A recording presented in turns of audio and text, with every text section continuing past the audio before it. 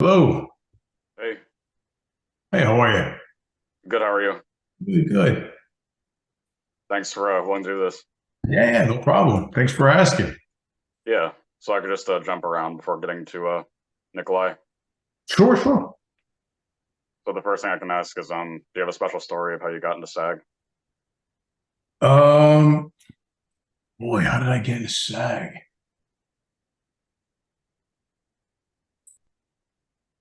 I don't remember how I got in, to be honest with you. It was quite a long time ago. And I think I probably got in just like the old-fashioned way of accumulating enough hours or enough projects at the time.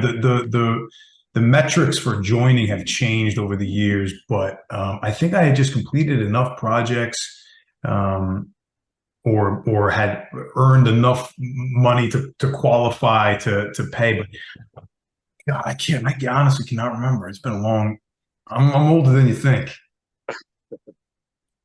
Well, I thought maybe it was one of the sh many short films that you did You early. know, I don't know if it was. That may have been before I was a member because I don't think I became a member till after I graduated Okay. college. And almost all of those short films were done on campus in college with some of my favorite people of all time. I mean, those were the dudes that I did. I feel like I cut my teeth working on short films with those guys. That was a shout out to the old ragtag group. I was actually able to watch my imaginary friend Lars. No, you got to see those. Yeah, man, those were awesome. There was it was really three guys, Angel Acevedo, Brian Amiot, and Steve Zappelis. And if by chance they ever see this, I want to I'll give them a shout out by name. But they uh, were a cinematographer, director, and writer respectively. And yeah, man, Steve used to write some wacky shit, and I used to love it, man. It was bananas. My aunt and uncle still to this day talk about one of the projects that they watched, which was this take on the board game Clue. I don't know if you ever saw, if you got a chance to see that one. It was called Without a Clue, and Oh, yeah, man, it was just great. It was. I think I had a unique experience in college because where I think, and obviously to a lot of people's benefit, there's a traditional sort of conservatory track of taking theater classes and stage and things like that. And I just didn't do that. I just kind of got in with these guys, and we were shooting a film, every couple of weeks, always working on something. And I feel like I learned so much from getting a chance to be on a set as opposed to a stage. was there a specific event or anything that happened that made you want to focus more on voiceover opposed to on camera then? No, I don't even know if it was really a conscious choice. I remember I had a friend of mine, a dear friend of mine, a guy who works a lot in voiceover. His name is Motion Melvin. He does a lot of promo and commercial, and he's just done a recent Final Fantasy game. Um, but he had been doing VO for a long time, and I had been doing on camera. And there was this sort of, I don't know if it was a stigma at the time. At least the message that I was getting from a lot of people were, you can't do both. And I think this is before you were seeing a lot of crossover of like on-camera actors doing video games, and there was a little bit more when I was coming up of people kind of, quote unquote, stayed in their lane. Film guys did film, TV guys did TV, and animation to VO guys did animation to VO. And so there was this kind of like, you could try to do both, but it's probably not gonna. And I just kind of felt like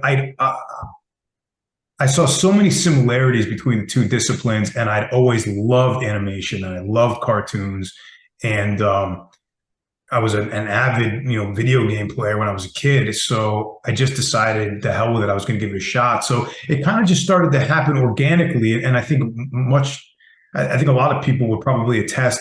You sort of just end up going where the love is, like um, you try as best you can to craft your career, but in a lot of ways, some of that stuff is out of your control. Where things land, the directions you get pushed in, and I feel very grateful to be able to continually, do both. But voiceover and games specifically have been very kind to me, and I love that side of the industry.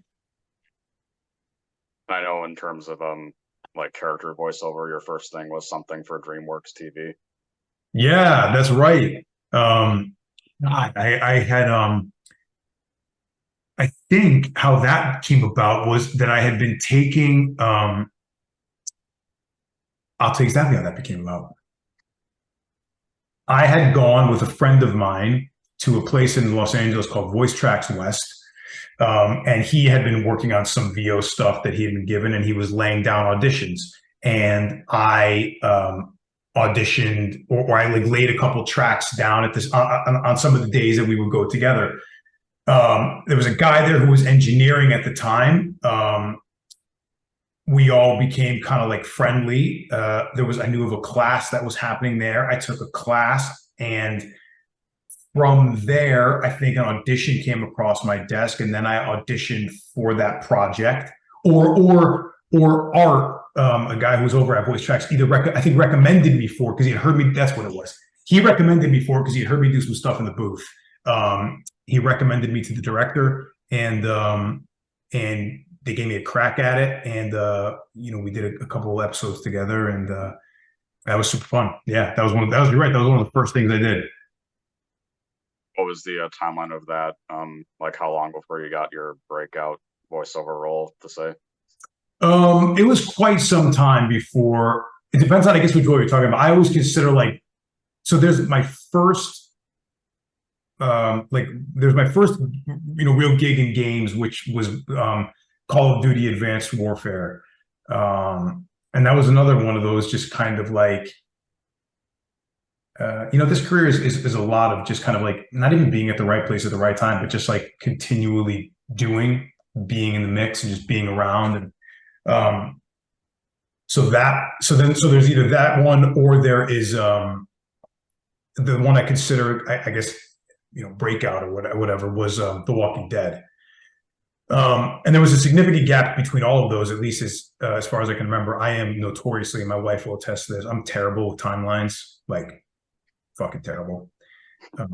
But there was a bit of time between the DreamWorks gig and then definitely some time before I did the Call of Duty, and then probably a year or two before The Walking Dead, and then things started picking up and becoming a little bit more consistent. Do you think that you have a preference between working on more dramatic projects over comedy? It's funny because I don't think people would know because so much of my work now is dramatic. But you probably as you got to see, through some of my earlier day stuff, I love comedy. I love comedy. So I don't know. I don't really think I have a preference because I actually think, interestingly enough, they're both rooted in the same place, which is the best comedies are the ones that are the actor's not kidding. Right. It's funny to everybody else, but for them, it's very serious. So the experience is very similar, I think. At least it is for me. So no, I guess I don't have a preference. I think it depends on the season I'm in, and kind of what I'm in the mood for. I've been craving, something a little light and wacky lately, but right before that, I was really hankering for something really dark and ominous and awful. So yeah, it just kind of depends on the mood of the year. About I'm sure there's probably been multiple, but what do you think the darkest headspace you've had to go for voiceover is?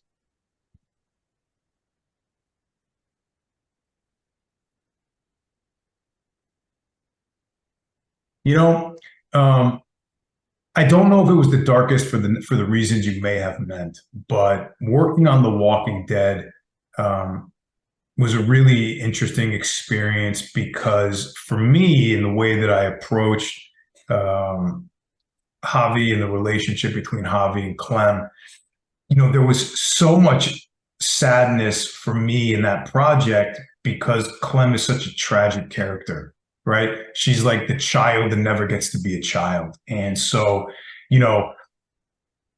some of those scenes between them and then, Javi having to bury his niece and all, there was definitely some stuff in there that I didn't even know because I wasn't a father at the time.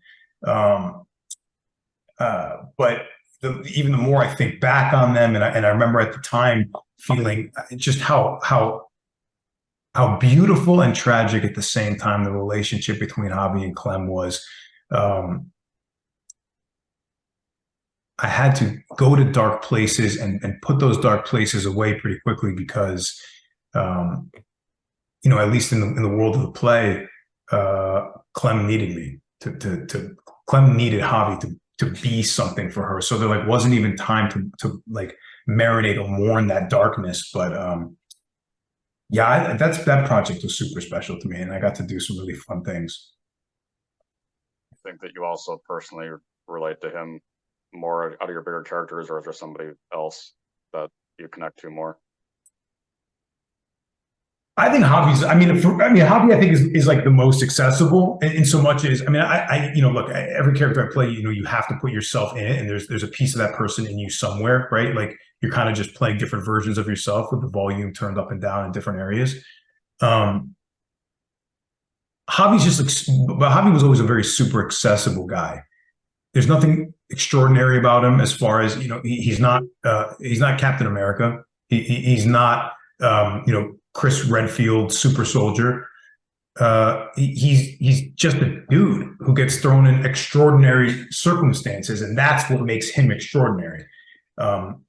So it was very easy to relate to him. I played sports growing up, not nearly as well as Javi did, but and then he gets kind of like, and at the time, at that point in my life, I wasn't thinking about being a father.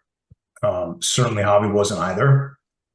Um, Eventually, I chose to be one. Javi got thrust into that position. So yeah, I think Javi's very accessible for me, and maybe that was just why it felt so organic and effortless in that way, because this was just a real dude going through real things. But that's kind of what I love about The Walking Dead in general, right? Like it's always just regular people.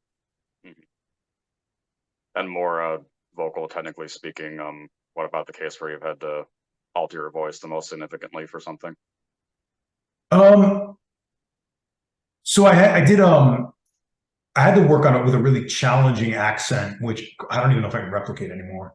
But we worked on Mafia 3, and I played a character named Danny Burke, and they brought in this like really great dialect coach, and we were looking for this very specific um, uh, Louisiana accent, but it was God, I can't even remember the specific like region, but we were modeling it after a particular person who we had a recording of.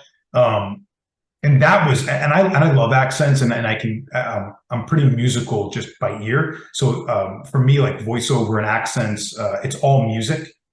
Um, but that one was like particularly difficult to get into and stay, because there were other accents around me all the time. And so it was like I had to keep it in my head. And so what I try to do when I'm working on accents is I'll find like one phrase that's my drop in. Like it's a very easy or organic phrase for me to say, kind of hit some of the right vowels. And if I say that phrase, it's easier for me to find the accent.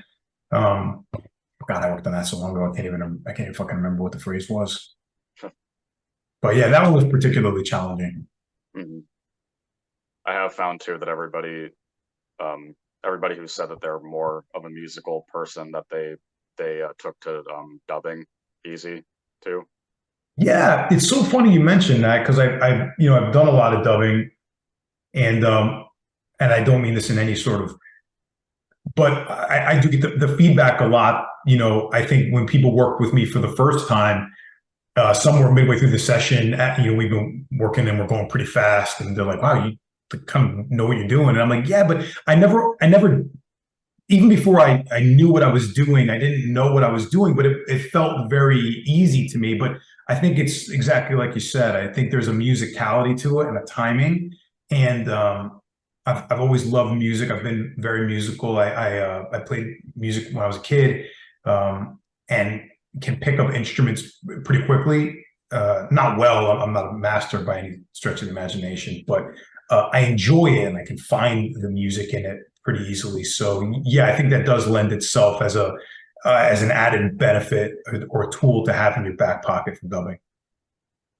Was the first any kind of major anime thing that you got, the Final Fantasy Dissidia? Yeah, it must have been Final Fantasy. Man, it sounds so like weird to say because I genuinely enjoy everything I work on. I think this is a lot of voice actors. We enjoy what we work on when we're in the booth or on that project, full commitment. But goddamn, sometimes there's so many and they're code named and you do them quickly and you're there for one afternoon, 1 hour, and you get just a piece of the script. I mean, there are probably so many things out there that I have done that I didn't know.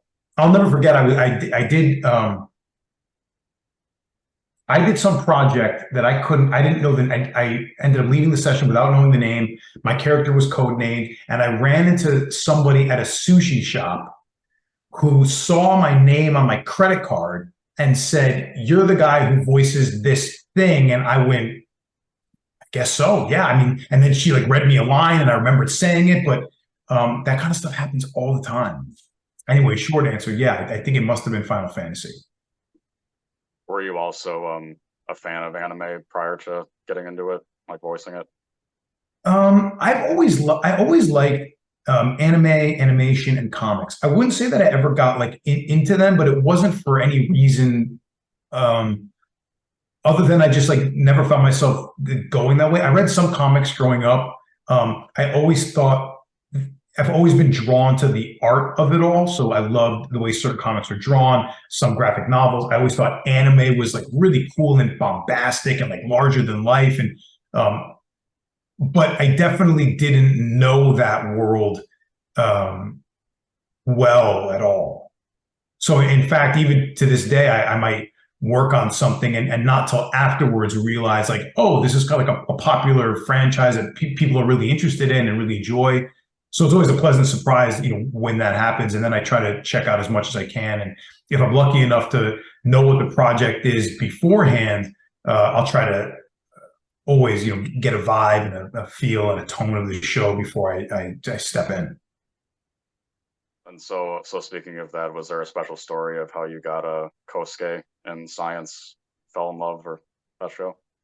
I think a lot of these dubbing jobs kind of end up being one leads to another. So I think, when you work on something and you work with people and it goes well and people want to work, I think, with people who are easy to work with.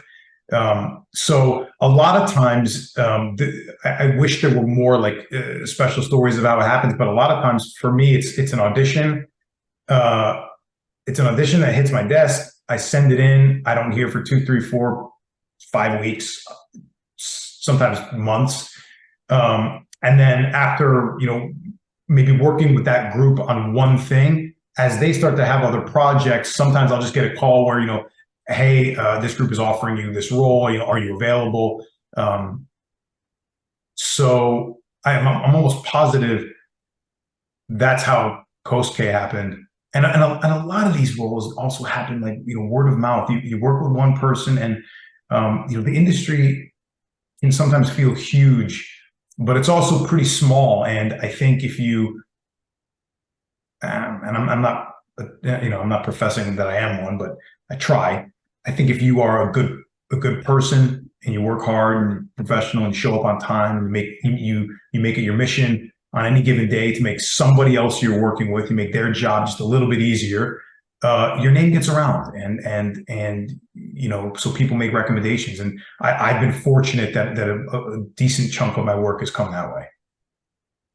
Were you just autocast in Bungo Stray Dogs then? Bungo, they reached out to me. I can't remember how or who. And this is what I mean, man. They bleed together so they just bleed together so much. But yeah, I believe that when I was contacted and asked if I wanted to participate.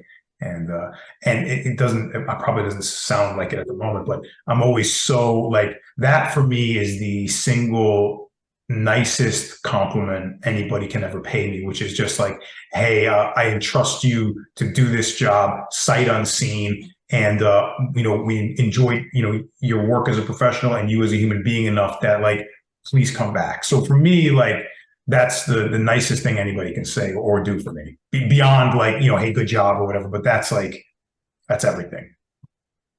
Well, that is very interesting since Nikolai definitely isn't a character that you would necessarily expect for you to play.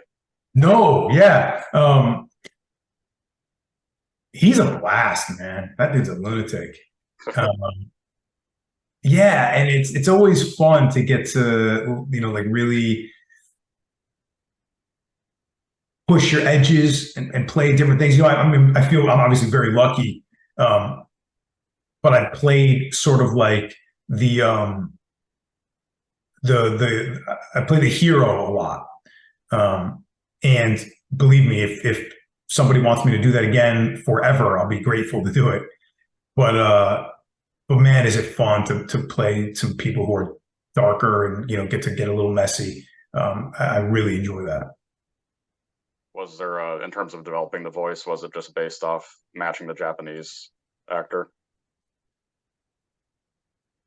It's difficult because the intonation and speech pattern is so different when you're talking about Japanese versus American English. Just the way everything flows is different. And that can be one of the challenges in dubbing is, fitting a good translation inside the same timing and the lip flaps of the animation in a way that feels seamless. And the sensibilities are also different. So sometimes the animation can lend itself or the writing can lend itself to a way that's more organic in Japanese, but is harder to find in English. So we definitely, I think, always try. For me, the priority is honoring what I think the character is, as opposed to what the Japanese voice actor did, because it may be an impossibility as far as what my voice can do, what their voice did, but we might be able to find something that at least feels authentic and believable to the character as a new-ish interpretation, as opposed to just trying to do a facsimile of another performance. I think for me, I always enjoy it more when we are able to do something a little bit more organic instead of just trying to do what would be considered like a voice match. I always feel personally just like a little bit handcuffed by that type of request for a performance, which I've done before and I'm sure we'll do again. But yeah. Is there anything that you can see from yourself in Nikolai, or is it more just like playing a character in that case? I come from the mindset that everybody is capable of everything. There is a circumstance where you would do the unthinkable, given the right circumstances, the right emotional place, or the wrong, depending on the perspective. So, yeah, I mean, I think there's definitely a part, in me that, could be unhinged or gets, really worked up or dramatic or very, sort of bombastic and flamboyant and really out there. And let me put it this, and uninhibited. I definitely have a part of me that I don't always probably honor and keep the volume lower, which feels uninhibited or would like to be more uninhibited and give so much less of a shit of what anybody thinks, and I think Nikolai's got that in spades. Has there been a single favorite scene with him so far that you got to do? The whole thing's out. Yeah.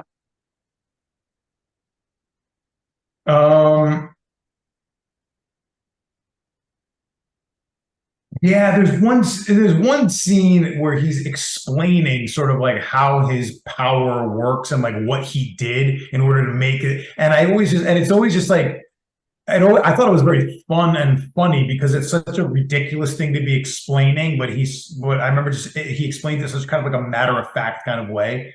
Dude, everything that guy says is so like it's so fucking ridiculous and combative um and high energy.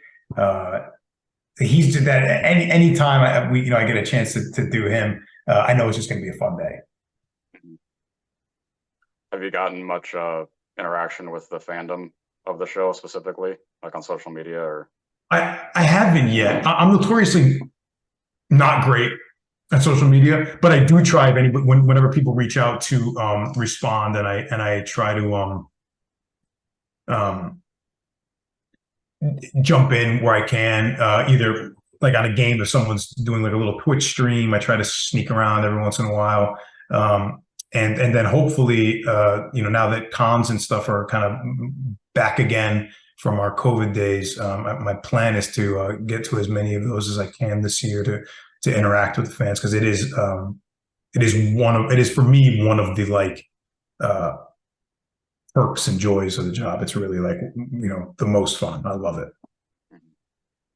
Are you also the kind of actor, like, are you comfortable hearing yourself in performances? Yeah, I think I don't necessarily seek out my performances, you know what I mean? But yeah, it doesn't really bother me.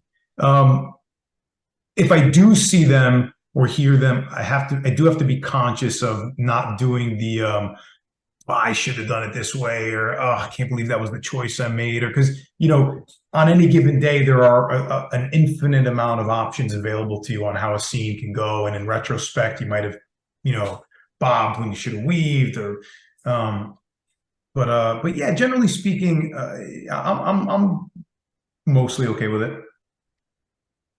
One thing I did think was cool too, regarding Kosuke, is that a lot of times in English dubs of anime, women play the young versions of a male character, and I know you got to play the young version of Kosuke too. Yeah, it's funny because young voices and like kid voices are particularly difficult for me to hit. It's just it's hard for me to get into that range without it sounding I don't know, really put on. Much like, too old, sometimes it can just sound like a caricature as opposed to but I tried, and I went for it. I hope it was moderately successful. Well, is there anything that you want to say to the fandom for Bungo? Oh God. I mean, just like I hope you enjoy. I really do. And I'm so like pleased and happy to be a part of the universe. And don't hesitate to reach out. I will respond if I can, for sure. I really do try to be as reasonably accessible as possible. But yeah, and then additionally, just thank you for your support, whomever and wherever you might be. So, is there anything else that's upcoming you're part of you can safely talk about? Oh God, man. You've done enough of these where if we're on anything, we can't talk about it for so yeah, there's some stuff in the mix and some things in the works, but none of which I can even, how it is, dude.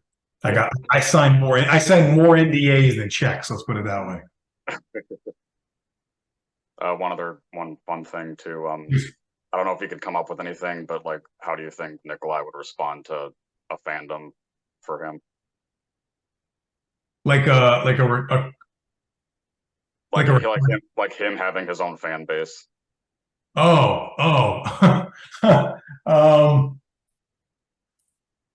how would Nikolai be? I think he might say something like, "I am worthy of your adornment." Yeah, for sure. Which makes no sense. Adornment isn't a word. Adoration. That's the word. Yeah. You could have called me out. You could have been like, "Dude, that's not a fucking word." Well, my final question is always asking, what do you want your legacy to be? Oh, that's a good question. You know, Genuinely, I hope my legacy